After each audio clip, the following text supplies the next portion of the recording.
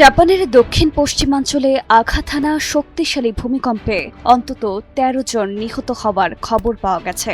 হতাহতের সংখ্যা আরও বাড়তে পারে বলেও আশঙ্কা করা হচ্ছে।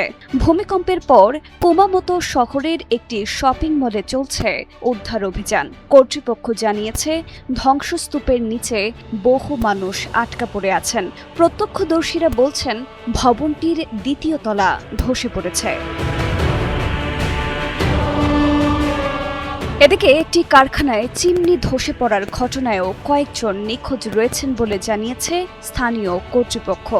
মার্কিন ভূতাত্ত্বিক জরিপ সংস্থা ইউএসজিএস জানায়, মঙ্গলবার স্থানীয় সময় বিকেলে কিউশু দ্বীপের অভ্যন্তরীণ এলাকায় ৭.১ মাত্রার ভূমিকম্প আঘাত হানে।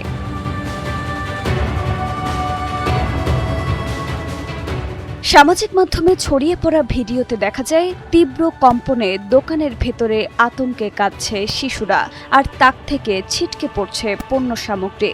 বিশেষজ্ঞদের ধারণা, ২০১৬ সালের ভয়াবহ ভূমিকম্পের পর অক্ষত থাকা একটি ফল্ট সক্রিয় হবার কারণেই এবার এই কম্পন হয়েছে। উদ্ধার তৎপরতা এখনও অব্যাহত রয়েছে।